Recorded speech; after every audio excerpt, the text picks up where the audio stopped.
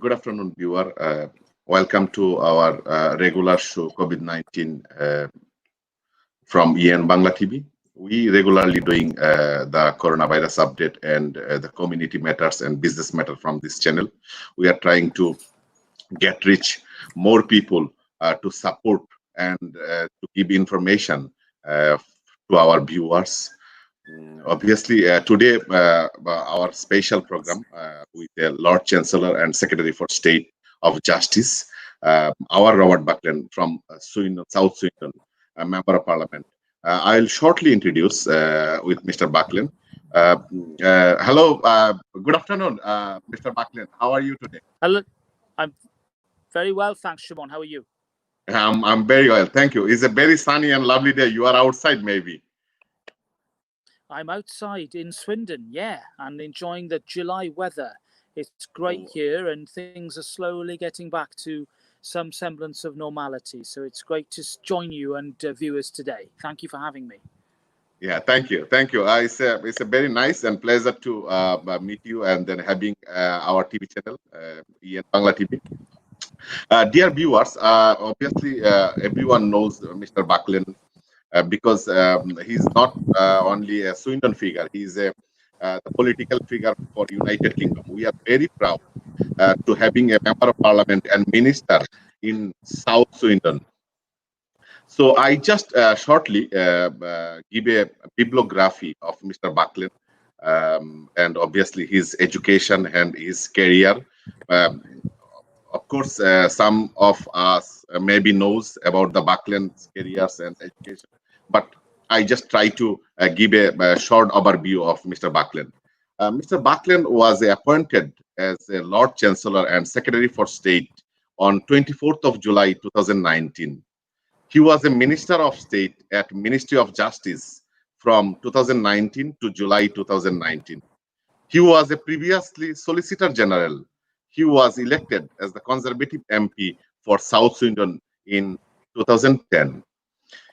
His education: Robert Buckland, born in Sanali in 1968. Of course, he's a Wales. He's from Wales. He went at Hartfield College, Durham, graduated in law in 1990. Robert attended Inn of Courts School of Law, where he was a prize winner for advocacy and was called at the bar at Inner Temple in 1991. So he was a barrister, bar at law in 1991. So it's a very good degree in the all over the world.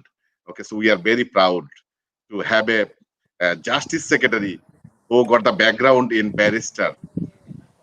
A career outside of the politics. He returned to politics in Wales. Most recently, he being a member of Apex Chamber in Cardiff.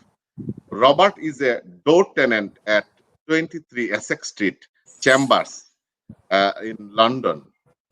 2009, Robert was appointed as a recorder of the Crown Court, sitting on the Midland Circuit. His personal life. In 1997, Robert married Sian, whom he met at university. Of course, we're going to get some personal information from Mr. Robert today. So, in 2002, their twin children, Millicent and George, were born. They live in Rowton, so which is near to town, Old Town, in Swindon. Robert interest includes music, wine, political history, and watching rugby and cricket. So he's obviously sports lover. So we can see he got the T-shirt, wearing the sports T-shirt, rugby. Robert, so I told something about you. Obviously, can you share your obviously your experience to joining as a Secretary of State for Justice? Yeah, well, Shimon, thanks again for having me on the show. And I think that the years of experience that I had as a barrister have really helped equip me to deal with this job. I was 20 years or so at the criminal bar, prosecuting and defending cases, mainly in Wales, but also in London as well. And that taught me a lot, not just about the law and its practice, but also about people and representing people with all sorts of backgrounds and meeting people from all sorts of walks of life. And it really taught me to be, I think, a pretty good judge of people, to try and assess them and the merits of their case, and to make decisions and to help people come to decisions about the cases that they were involved with. A really invaluable 20 years. I sat, as you've said, as a part-time judge as well, which again gave me a different outlook on the court, but helped me to understand how judge craft is a very great skill and something that we value hugely here in the UK, and indeed any country where we want the rule of law to apply. And therefore, all those years of work outside of politics really gave me, I think, the equipment to, I got elected for Swindon, South Swindon in 2010, to really make a contribution, not just about all the issues that affect my constituents, to talk with experience and knowledge about justice as well. And now I'm given the chance to run the system. I'm using all of that experience every day in the decisions that I make. So I wasn't just a career politician. I was somebody who I think brings years of experience from outside politics into my work. Thank you very much, Robert. Obviously, is now during the COVID period, the pandemic period, we wanted to more about from your life, obviously, how you're dealing. So, how you are dealing with your work and the community matter during COVID-19? Well, we've obviously had to change the way in which we work, like every other business or occupation, and the MP office here in Swindon has been no exception. Usually the Wood Street office would take calls from visitors, and I'd have appointments in my little room downstairs, but of course social distancing means we can't do that. So the staff have been working from home. We've been dealing remotely with hundreds of emails every day, many different cases to deal with, and my team have been brilliant. They've been working very hard around the clock on phone calls, on emails, dealing with queries from people about the rules, businesses about what help is there, people who needed to fly home, who were stranded in other countries. We did a load of those when this crisis took hold, and it hasn't stopped. We've been extremely busy working on the needs of local residents. And also, my work as Justice Secretary means I've been particularly responsible for making sure that COVID didn't spread through our prisons, and that our court system was also kept going throughout this crisis by the use of technology like this, and indeed by the hard work of judges and lawyers, and indeed everybody else involved in the system in making the cases carry on. So it's been a titanic struggle, but it's been one that I've got on with, and together with millions of other people, we together have shouldered the burden of this crisis and shown, I think, each other and the wider world that actually we can keep going, even though things have been very difficult.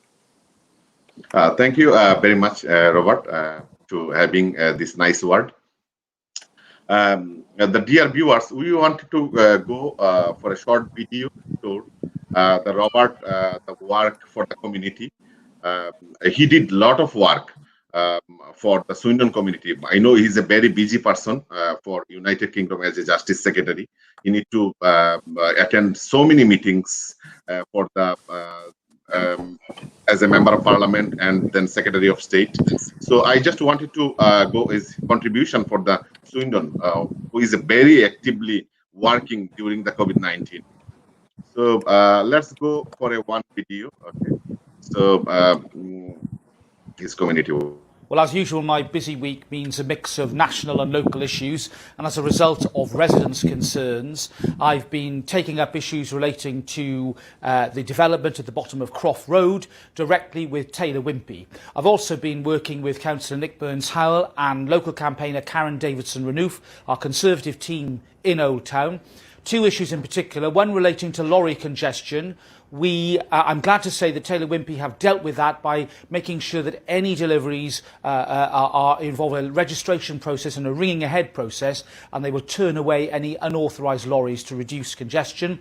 On the crossing issue, we need to have more detailed discussions as to precisely what benefit the development can bring, either with a new crossing or existing crossing facilities, particularly at the mini roundabout with Tismeads Crescent. So I'm working actively on these issues with your Conservative team, representing you in Westminster, standing up for Swindon. Oh, it's a very, very good work. I know. Can you tell me about this? What was happening on there? Okay, so yes, there's an issue. As you know, in Swindon, we have a lot of issues about development, and local residents quite rightly ask a lot of questions about the effects of development. And there's a particular housing development at the bottom of Croft Road that's going on, which, because of my regular conversations on the doorsteps with householders and my good friend Councillor Nick Burns-Howell, who I think you know, Shimon, the Old Town Councillor, a lot of issues have been raised about crossing that the developers said they put there, and therefore I thought it was important to get into the detail. And of course that work continues with Councillor Burns-Howell to make sure that we can keep that road as safe as possible for residents, because it is quite a busy and fast it's quite a fast road with traffic speeding. So it's those local issues that are so important when it comes to the overall work that I do here in Swindon. oh, thank you. Thank you, Robert. So we got a lot of viewers who are watching this live video, and then they are trying to appreciate this program, obviously. And there are some calls as well. Okay, so can I take one call? So if they may be interested to talk to you. Okay. Yeah, of course. Hello. Hello, Shan. Uh-huh. Is it possible, please? Yeah, sure. Go ahead. Robert, can you hear his voice? I can hear you, Shimon. Yeah. Shan, can you speak a bit loudly then? Yeah, yes. Yes, Sean. Yeah, go ahead. Good afternoon. Good afternoon, Sir Robert Buckland. I have just a question. Yeah, go ahead. Okay. I can't hear. Question to Sir Robert Buckland. Okay, about what is planning for the government about anything for the Swindon, because there are lots of Asian community at Swindon. Okay, and basically there's lots of social gathering, some like festival. Okay, there's a lot of things. So is he planning anything to do, and how long is it gonna be taken up? Okay, so because for our Asian, we try to get to the as well. Okay, so this is my question. Yeah. So definitely. I'll ask him. Okay. So thank you. Mr. Buckland, actually his question was, is any special arrangement for the Asian community, as we got a lot of festival pending? Okay. So and then how we can celebrate that sort of festival? Yes, I mean, I think like everything, it's been very difficult, and so gradually we've generally allowed some changes to be made. So places of worship have started to open, weddings can happen with up to 30 people, and as we go into the autumn, we'll allow wedding receptions of up to 30 people to happen from next month. And then you'll start to see stadiums and conference facilities opening up from October, all subject to the disease, of course, and how we manage it. I don't have a specific reference point with regard to religious festivals. I think if they are larger gatherings, then I think they would really come under the umbrella of, big events and things. And therefore, what I would do is keep an eye on the websites, watch as the information develops. But I think at the moment, make the assumption that you're still going to have to abide by the current rules for a good while. They'll gradually change to allow more people to get together. But I think for the big festivals, I think we're still looking at later in the year, going to have people together. And even then, you're going to have social distancing. So sitting would have to be very different from how it looked before the crisis. Making sure there's one minimum, and then other measures as well about what to do indoors. So I'm sorry, it's a little unspecific, but I think that's where we're going. Yeah. And of course, the Prime Minister made that big announcement yesterday, announcing what is going to happen later in the year. So keep in touch, and I'm sure we'll hear more. Oh, thank you, Robert. So actually, we got the same question. The question here was, he's a Shan. He worked for the military, and he's the British Army, and he used to live in Swindon, and now he's in Ipswich. So hopefully he's coming back again on Wootton Bassett, so we can get him. Indeed. Thank you. And we got the same question from Debashish Saha. So can you read this one, please? Yeah, well, I think again, Debashish, I mentioned weddings, but certainly from church, I was in my church last week, and I think you can carry on with social distancing in a place of worship. And I don't think there's a hard and fast number on it. Certainly not what I could see when I was in church the other week. But everything was changed. All the seating different. We were all a metre at least or more apart from each other. There was no of communion. It was all done carefully and with safeguards. So I think that I don't know whether a temple in Swindon has reopened. If it has, then it may well be that you can carry on with the distancing and changing the seating, and then do some safe religious observance in that way. But if you need any more information, we can talk again, Debashish, and perhaps get some more detail on this for you. All right. Thank you very much, Mr. Robert. We've got more comments. Okay, so we got a good comments from Sonjit Das. He's a DJ. Probably you know him. He's a very good community worker. So if you can read his the comments, please. Yes, yeah. I can. I can see that. I mean, Sanjeev, it's a really important question because there's no doubt that parts of our economy are going to change, and we will sadly see some job losses. Retail, for example, we're seeing changes, and we might see other changes with office work as another example. But I mean, what we've done so far is incredible. The job retention scheme, the furlough scheme that you'll have heard of, that's protected 9.4 million jobs in the UK at a value of nearly £29 billion. And I believe it's that sort of scheme that can help employers then not just rush to make redundancy, but actually to retain as many workers as possible. So far, of course, we've not seen a big rise in unemployment. I think that's because of the scheme. Test will come later in the year as this scheme comes to its end, and we are very to avoid a cliff edge, bringing employers in terms of making more contributions. And I think then from there, what we are planning is a big revolution in, for example, opportunities for young people with the new Kickstart scheme for 16 to 25-year-olds, giving employers up to £6,500 ahead in terms of wages and support for people who are coming into employment. We're doing more on apprenticeships, scaling it up with more incentives for employers as well, a really major scheme worth several billions of pounds. And then with regard to what we're trying to do for particular parts of the sector, you know, the VAT change to help the hospitality industry down to 5%, really important, big change, which I think makes a difference.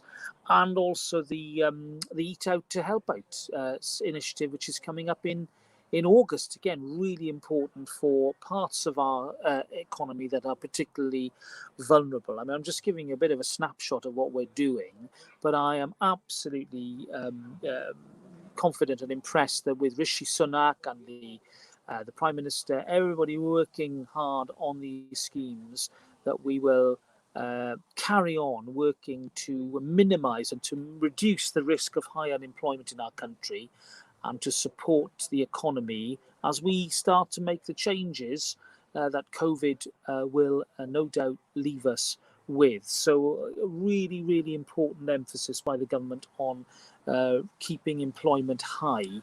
And I'm very proud to be part of that. Thank you.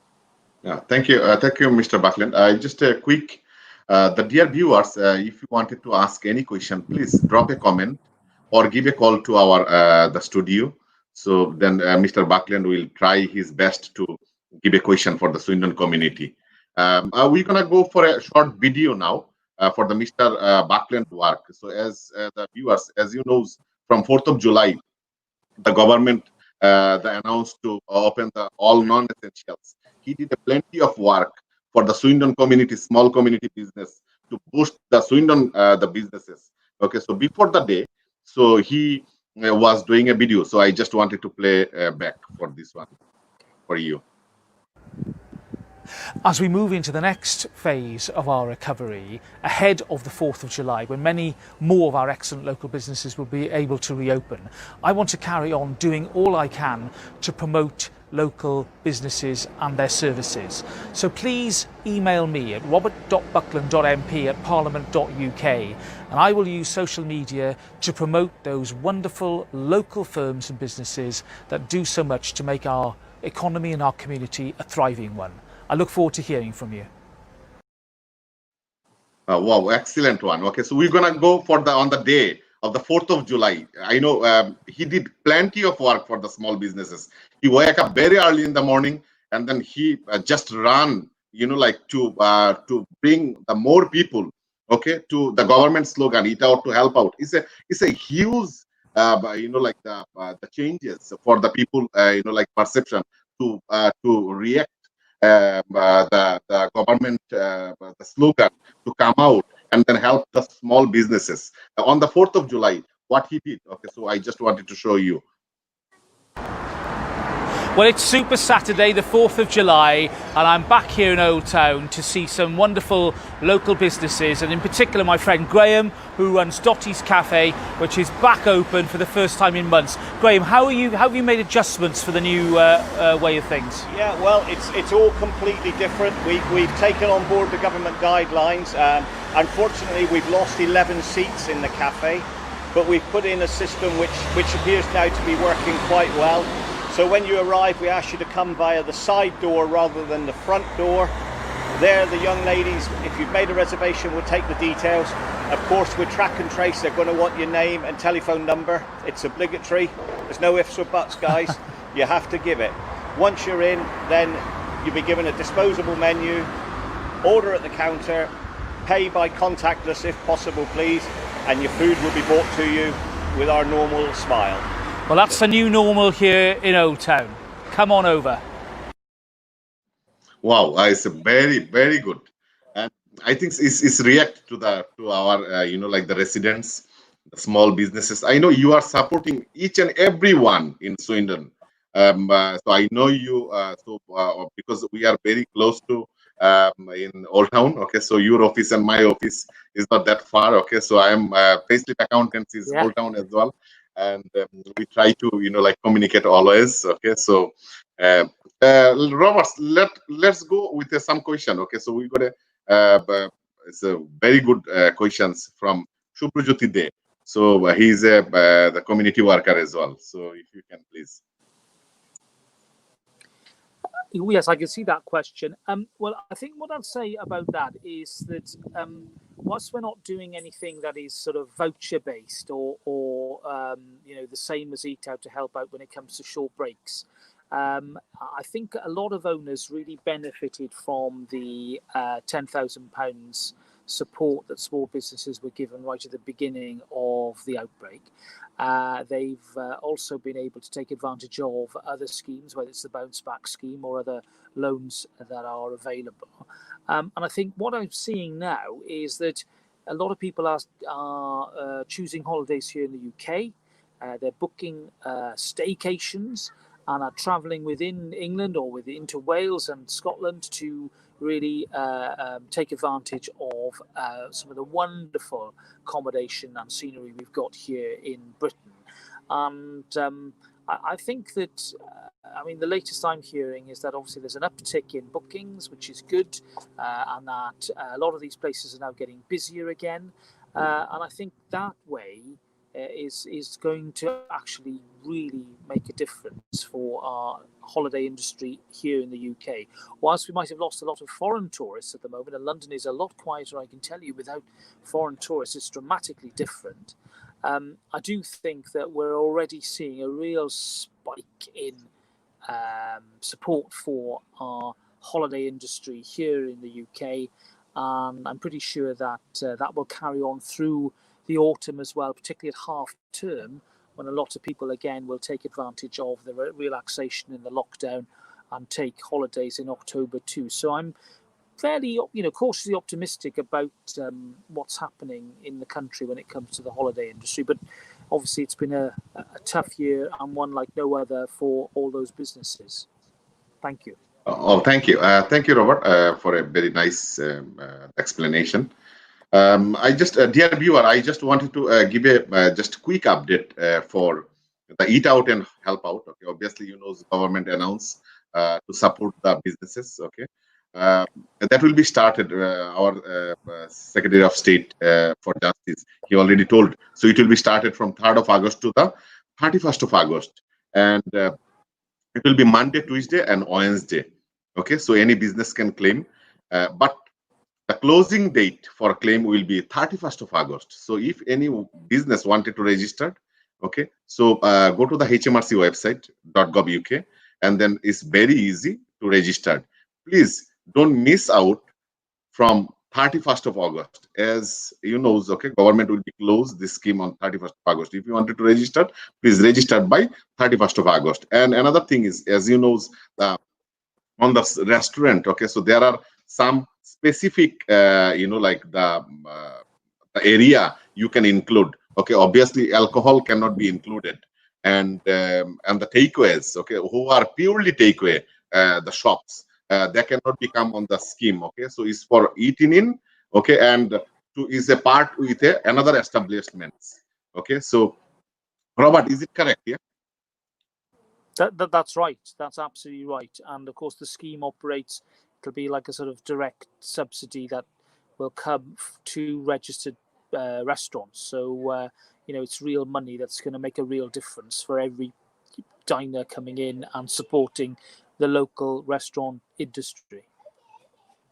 Wow, thank you, Robert. I just wanted to go the quick question from me. Okay, actually, we got a text from our viewers. Okay, what are the government initiatives for holiday makers, travel agents, and airline hoteliers? Can you hear? Well, we talked earlier about holidays. The position with the travel industry, I mean, it's all about really the market conditions and also the quarantine issue. The quarantine issue was not an easy one, because people were saying, well, why are you doing this now? Why didn't you do it at the beginning? If we'd done it at the beginning, it would have made very little difference, frankly, to the levels of infection. There was no evidence to say that by taking interventions at that stage, apart from the ones that we did do for people coming back from countries with known outbreaks, that those measures would have really been effective. But as we were coming out of the infection, then these things did matter, because they had marginal impact upon the reinfection rate. And the evidence was that, by doing quarantine, it would actually just help us that little bit more in dealing with the R rate. And of course, since then, we've been able to say, well, there are countries where we don't need to quarantine. So some of the European countries where we have got agreements that we can travel freely now. And of course, that will grow as we apply it around the world. And we will see habits change. I mean, it is interesting, though, that when it comes to air travel, some of the airlines have taken decisions to accelerate what they were going to do anyway. So the British Airways decision on the 747s was going to happen, but they've decided to bring it forward, and therefore that suggests to me that there is, a change coming with regard to air travel. And whilst holidays are still going to be very much part of our lives, and we're going to want to get sun and rest elsewhere, business travel, I think, is changing. And therefore, I think that rather than us picking winners and trying to sort of work out how the travel industry is going to develop, I think it's far better for us to be aware of the constraints on them, and then take sensible measures to do things that are COVID compliant, but in a way that then means that the industry can get back on its feet as quickly as possible. And that's what we've sought to do. And I, my message is to a lot of these employers that they should take care, not rush to make people redundant, bearing in mind all the help that we've given them on furloughing and all the other support that has been available throughout this crisis for business. Thank you. Oh, thank you. Thank you, Robert. Dear viewers, okay, so Mr. Buckland, as he working for the Swindon and United Kingdom as Justice Secretary, he got a website. So if you wanted to get a more information, please view visit his website. RT Honorable Robert Buckland, if you search on the Google, so you can get through his update. Okay. I just wanted to give a one question. Okay, so Mr. Robert, if you can give an answer for this question. Okay, it's from one of our the viewers. What prospects and benefit the government have on VAT for high street garment retailer? As you know, okay, the government reduced the VAT 5% to the 20% on the hospitality and catering industries. But obviously, like the high street retailer, they are suffering as well. There are a lot of huge 1,000 businesses are closing each day. And then VAT is the huge part, and then he's taking the big rule to minimize the cost of the businesses. So is any initiatives from the government for the high street retailers? Well, we had to make a big choice, and we could have given an across-the-board small VAT reduction of, say, 2.5%, which I don't think would have made much difference to industry or business. And what we decided was to target a big cut in that part of the economy which was particularly vulnerable. And I'm afraid retail, restaurant and catering has been particularly badly hit by this lockdown. And therefore it was felt that that's where the biggest difference was going to be. Now, whilst I don't think, we're going to be suddenly cutting VAT for everybody forever, let's not forget that already for a lot of businesses, whether they're retail or whether they're restaurants or otherwise, we've already awarded over £10 billion of business rate relief, which has helped 1.1 million properties, meaning that no business rates for the next year will be paid. We've deferred VAT payments as well. 496,000 VAT payments have been deferred, which is worth about 27.5 billion. And we've also made the small business grants available, which has been worth £10.7 billion.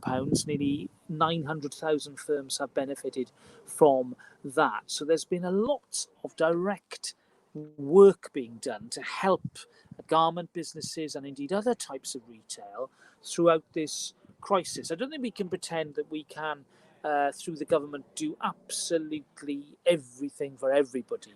It would be nice if we could, but the reality is that we are trying to do as much as we can for as many people as possible, and then focus on particular areas where there's been a really badly hit sector. And I think that approach is the right one. Rishi Sunak deserves our congratulations. He's worked so hard to get this done quickly. And of course, later on this year, I'm sure, will make further announcements. But I think that, so far, there's been a real push to avoid losing businesses. But the truth is we are losing some. The question is, how few can we make that to happen with? And that, I think we really made an impact in lessening and reducing the risk of wholesale loss of these businesses. Thank you very much.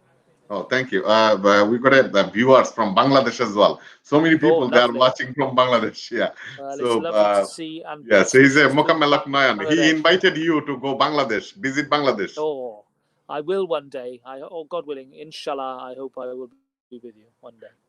Wow. Thank you. Um, there is the question, Mr. Robert. Okay. So if you can read this one, the Shilpa Argwal. Yes, that's a really good question. I think, yeah, really good question, Shilpa. I mean, as you know, the government has said work from home if you can. And that's helped millions of people safely use technology like this and stay at home and deal with all the childcare issues. What we're going to be saying from August is that now talking to your employer and working out a safe way of working is what you should be doing. A lot of that will involve working from home still. There's no doubt about that. But where employers and staff agree a safe system of work, then I think we will see more staff coming in, even if it's only for a few days in the week while they do their other work at home. And therefore, I think it's really important that you engage with employers and come to a reasonable position with regard to the commitments that you have. Now, summer's coming, and let's imagine that we didn't have COVID. Childcare issues in summer are always going to be an issue for us because school is out anyway. And therefore, I think that the real test comes in September when the schools go back, and we are very keen to make sure the schools go back in full. And that, I think, will really help a lot of people and families with their childcare issues, bearing in mind the school day.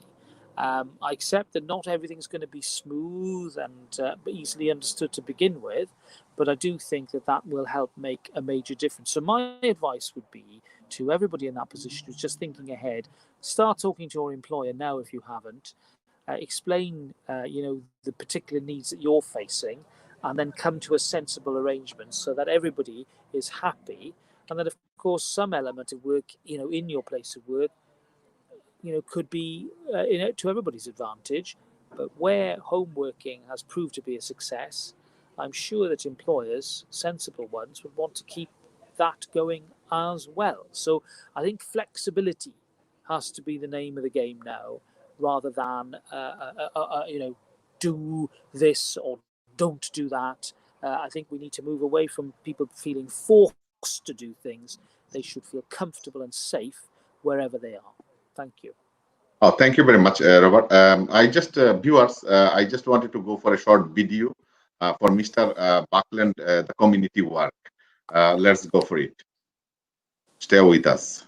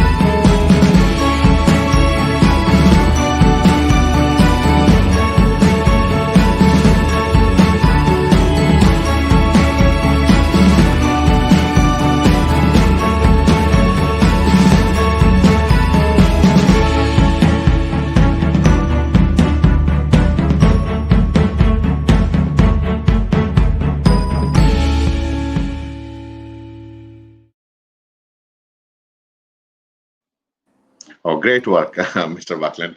Very nice work for the community. We got we wanted to move forward one question from our the viewers. So if you can see this one, please.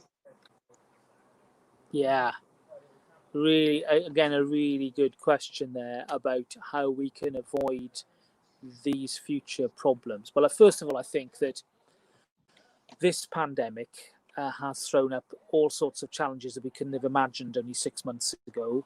We've been learning about the nature of the virus. We didn't know much about it. We'd heard of it. We knew that it was coming, but we didn't really understand how it took hold or precisely what effect it has on our health. And we, of course, now know a lot more about it.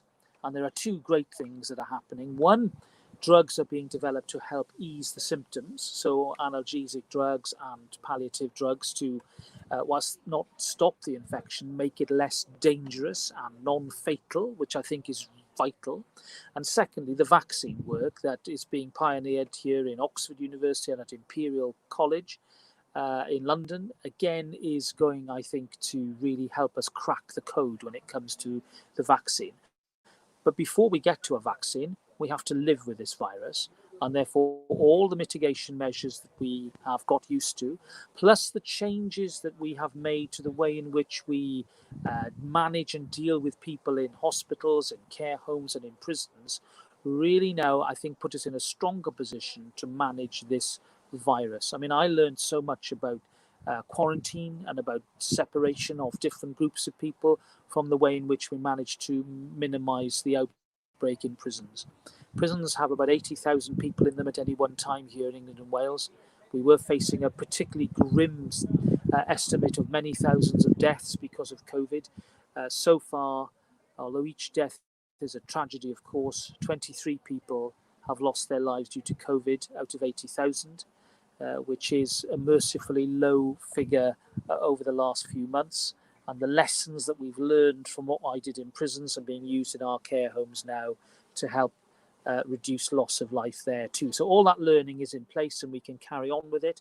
But secondly, it's not just the virus itself, it's other events as well that happen alongside that can weaken us and either make us physically more vulnerable to it or organisationally weaker.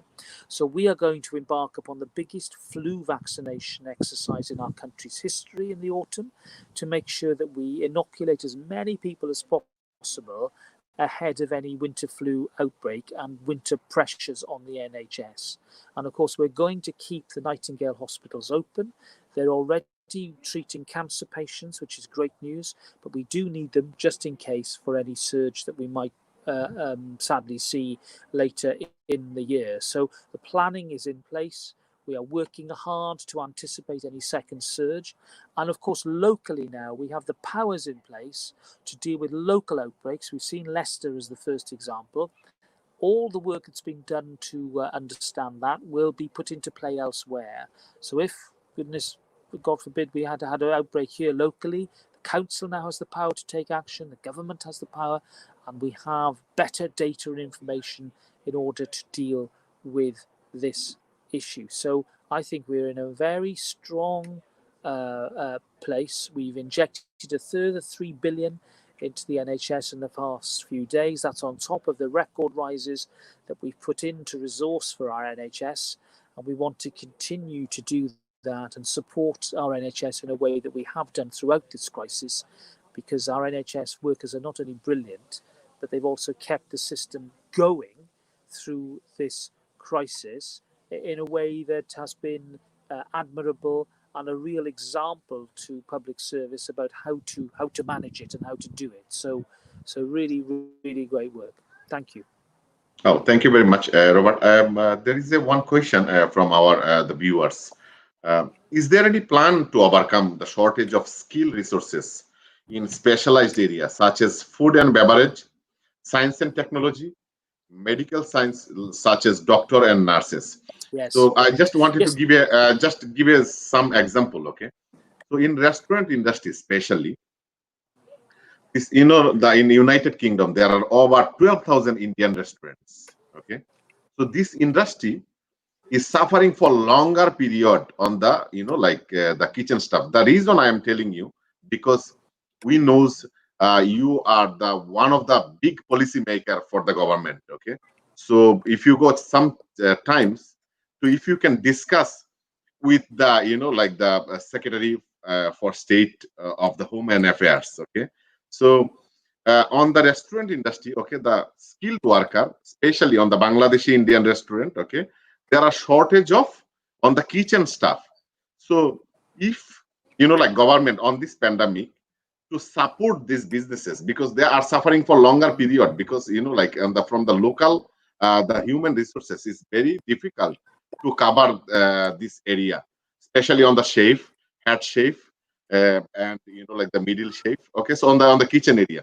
So if you got a plan, or if you can make a plan, okay, for to bring more people from Bangladesh or the nearest, like the countries, so where can like we can keep this the positions, okay, the fulfill in United Kingdom. Is there any plans, please?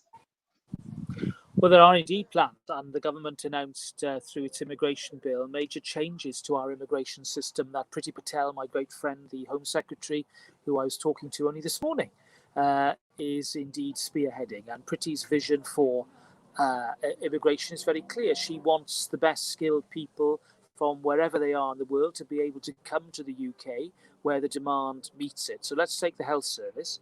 We'll have a special NHS visa which will apply to doctors and professional health staff from wherever in the world. And they can apply for that as a fast track, and we'll get them in because we need that quality supply within our health service. But we do also need to make sure that we are not artificially depressing wages here in the UK. And therefore, it is important that we have an evidence base for any demand for a particular sector. So the Migration Advisory Committee, the MAC, an independent group of experts, will give the government advice every year about demand in different sectors.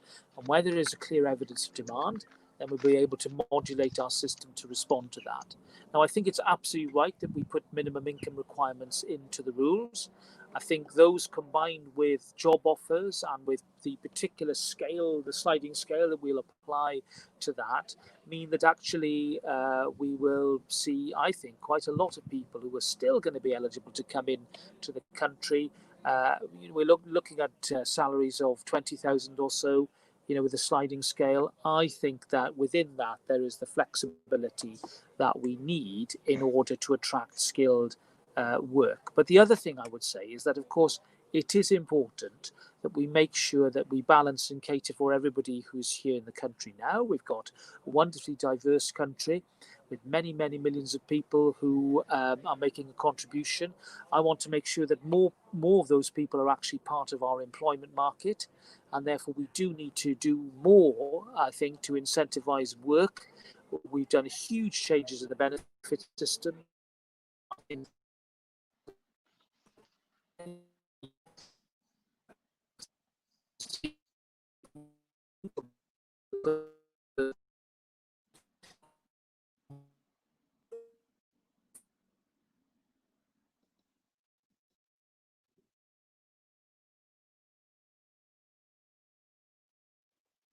Hello.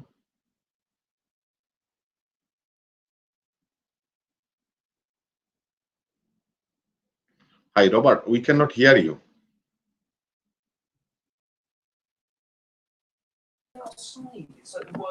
Sorry about Yeah, that. poor signal. Yeah, no, it's okay.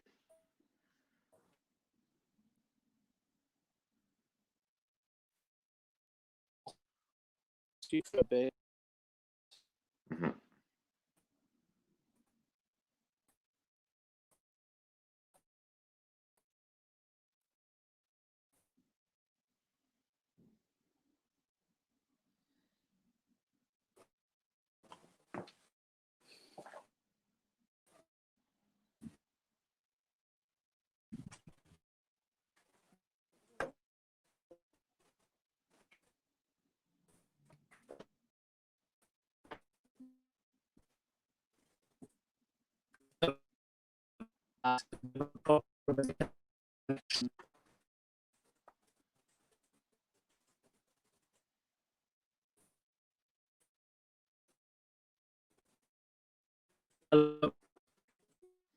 Uh,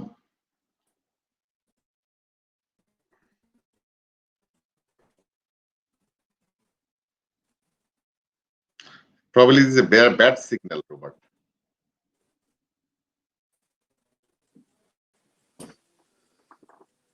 Yes. Yes, that's correct. No. Hello, can you see me again? I'm sorry about that. Yes, yes, I can hear you now. Yeah, excellent. Sorry, Shimon, I was telling you about our plans for Mm, migration, which are pretty ambitious, and I hope you got yeah. the gist of what I was saying. Hmm. Yes, yeah. Thank you so much for your nice word. We got a nice comment from your friend, uh, Pradeep Bharadwaj. He is a very Ah, good community activist as well. So, he is. He is indeed. Pradeep does huge amount for the Swindon community, and I think it's right of me to pay tribute to the work that the South Asian community have done generally in Swindon through the lockdown. The food supplies, the cooking, all the provisions that have been made for people who are shielding or who were vulnerable. Tremendous amount of community work, and I was delighted to be able to make some community awards last month to recognise the contribution that many members of our local community have made to life in Swindon here during COVID-19. So a big thank you from me to everybody for their huge efforts. no, thank you so much. We get another comment from our viewers. Um, Obviously, this is my question as well. Okay, during COVID-19, okay, on this pandemic, experienced huge losses of airlines industry, travel and tourism, hospitality, hotels, restaurant, and many others. Shopping industry. How such a drastic situation can be avoided in future? What measures can be taken by the government as well as individuals? Yes, well, again, I think let's remind ourselves why lockdown happened. It was because across the world we had a new type of disease that people were unsure about. We learnt quickly, fairly quickly, that this was a disease that could be spread by human contact. And which, although it might not be most serious in many, many instances, could affect a lot of people, and therefore the mortality rate could be quite a high one. And because of those basic facts, we started to see countries do the lockdown with beneficial effects. And therefore, I think it was right of us to follow suit. I think that we can never rule out the prospect of another unknown and unfathomable disease hitting us. And therefore, we always need, I think, to be ready for this type of reaction in future. And therefore, what I would say is this: I think that we can do mock-ups of it. We can do dry runs. We can plan for it. We had in this country, of course, got a plan for flu-type epidemics, influenza-related illnesses, which we've had in the past, and therefore we were well versed in all of that. But of course, not everything that you do in a flu epidemic is going to be relevant for an unknown disease like COVID. So I think that all of us, in terms of the way we behave, need to be more hygiene savvy. So we need to, I think, carry on washing our hands and being clean. I think that we need to remember that in enclosed spaces, illnesses can pass very quickly. And therefore, again, we need to remind people who might be symptomatic about any disease not to necessarily socialize, particularly where we might be facing a position where there is either no known vaccine or not enough vaccine, which of course is another question as well. And also to ask ourselves about ways of working that can be just as effective remotely as they are when it comes to real live meetings. That's not to say that we should discourage human interaction. I think it's, every meeting I've had since the relaxation of lockdown has been a pleasure because it's good to have that human interaction. But I do think it's made us all think, actually, stop and think about how we can behave in a safer way and to help insulate ourselves against future pandemics. So there will be lots of lessons learned from this, lots incorporated into government crises and emergency plans. And the people I have in my department who are very good at working through these types of scenarios are indeed absorbing all this learning and making sure that we, for example, with regard to prisons, know that if we have a problem like this, we can go quickly into quarantine, lockdown, restrictions in a way that people would understand and be able to operate with. So there's been a lot of learning already that is going to prove very useful for future outbreaks if we encounter them. Thank you, Mr. Robert. Let's go to the another video as he discussed about the measure as well. So he did quite a lot of work all the times. Facebook, the government updates, and then from his office update, try to give the awareness as much as possible. So let's go to the one video. So what was published on his Facebook. Given the significant fall in the prevalence of the virus, the government was in a position to change the 2-metre social distancing rule from the 4th of July. Where it is possible to keep 2 metres apart, people should continue to do so. But where it is not, the government is now advising people to keep a social distance of 1 metre. Thanks to this, 2 households of any size are now able to meet in any setting, inside or not. Restaurants and pubs are now able to open, as can hairdressers as well.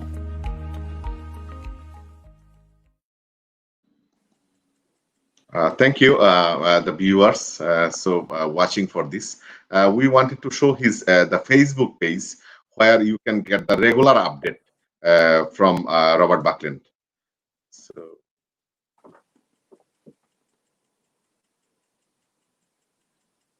This is his Facebook page. So every day, most of the days, there is update. So if you type in on your search engine, Robert Buckland QCMP, so then you can find, and then obviously regularly you can view and then get an update from his the Facebook page. Mr. Robert, Yeah. I just wanted to go. We did discuss more serious, like the business, the COVID-19, which is, always nowadays in our life. So we are experiencing. I just wanted to get it because you are very busy man, and obviously is a milestone on your career. So the way you came across on this situation. So can you share your, like the memory or your education life?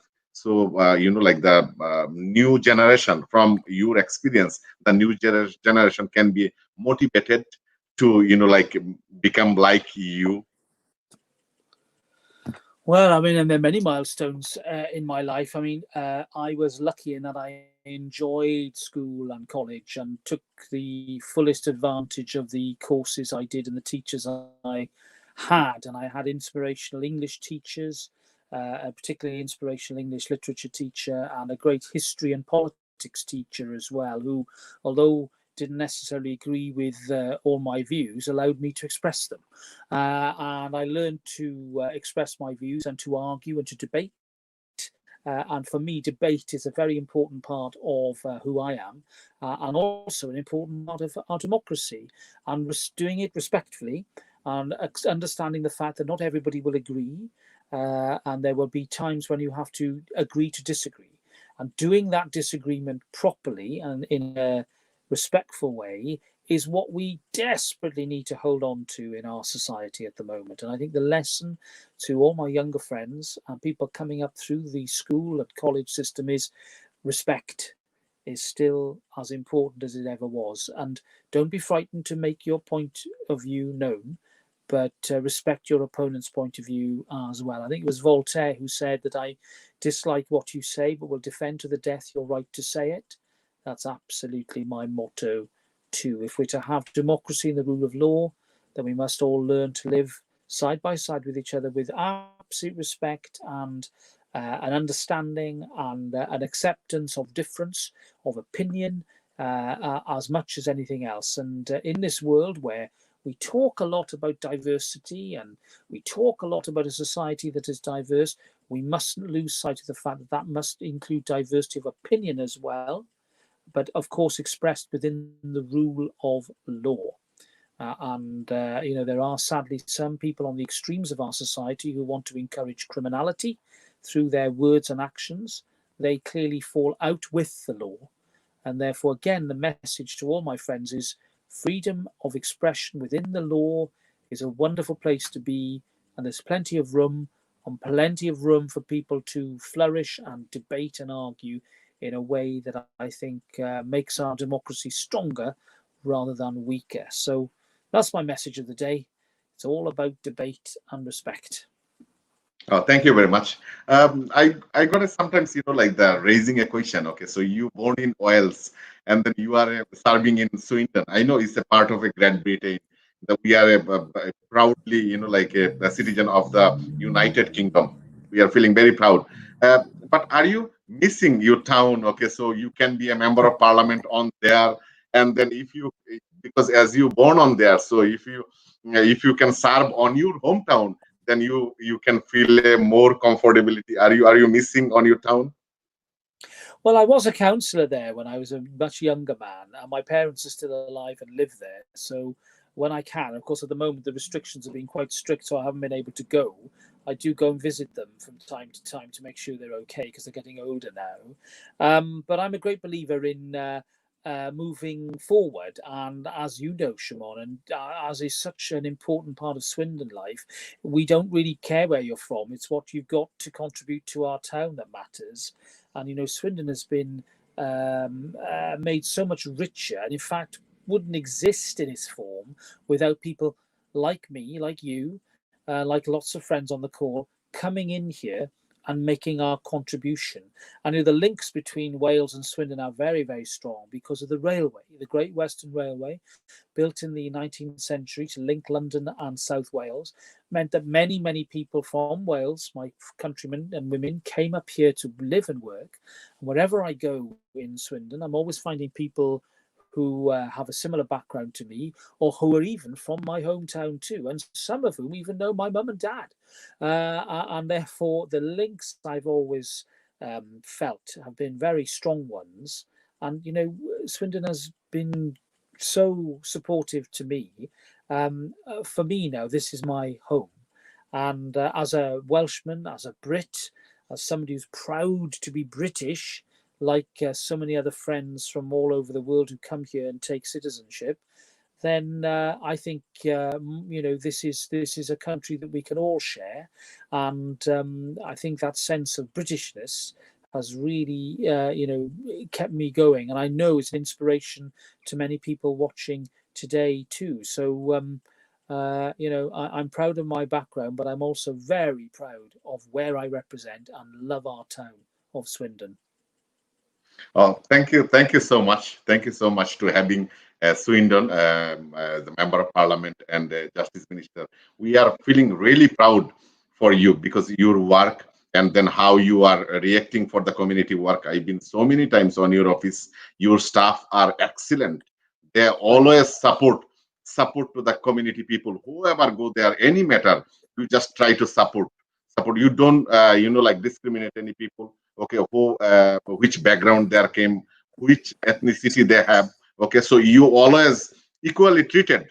So our program is very end. Okay, so we just wanted to get some advice for the small business community. So this pandemic is very difficult. It's a worldwide pandemic. It's not only United Kingdom is experiencing, but is any idea? Have you got any idea, because you are very talented on everywhere? Okay, so every sector. So have you got any idea? The small business people can implement on their business to run their business, dynamically, and then it will less impact on the businesses. Well, yes, I mean, I think like all great small businesses, they survive if they respond to the needs of their customers. And I think my best advice is to listen to your customers. And if your customers want to do more things remotely and electronically, then that's the way you go. You follow the demand. Businesses that fail are ones that don't move with the times and are not responsive. And the great thing about Swindon is that we have myriads of different small enterprises constantly changing. Some are growing, some are finishing, some are staying, fairly static. But I think that we have such a dynamic economy here in Swindon that I'm optimistic that when it comes to technology, we'll be once again at the forefront. We have some big employers as well. And of course, the big employers can make a big impact upon our employment and our economic scene. But increasingly, I think we're moving away from just relying on one or two big employers and having a much more diverse economy, and many people doing perhaps more than one job. And that's not a bad thing, because where you get perhaps a particular problem in one area, if you've got other things that you're able to do, then that gives you that insurance, if you like, that insulation against a rainy day. And therefore, I am confident that as we go forward, we once again will reinvent ourselves as a town. We were a railway town, and then the railway works went, and then we became a car manufactured town. And now, of course, we're moving into a new world where technology, management, financial services, all those things are still going to be, I think, very, very important in the years ahead. So I believe that Swindon's best years lie ahead of it, and I'm very proud to be representing such a vibrant town. Yeah, thank you very much, Robert. And dear viewers, thank you very much to watching our program. We will regularly doing this program to give the updates for the COVID-19 and any community matter. Please stay with us and support our work and support Robert Buckland's good work. Okay, and then we will encourage to do more work for the community. And Robert, have you got any ending word for the viewers, please? Just a big thank you to you, Shimon, and to EN Bangla TV for allowing this interview to happen today. I'm so proud of the community that I represent, and I'm grateful to everybody for watching and asking questions. It's been a wonderful chance to do that, albeit virtually, and I'm sure that we will, in the words of Her Majesty the Queen and the late Dame Vera Lynn, we will meet again and meet again soon. Thank you. Thank you so much to having you. Thank you very much for your time. Thank you.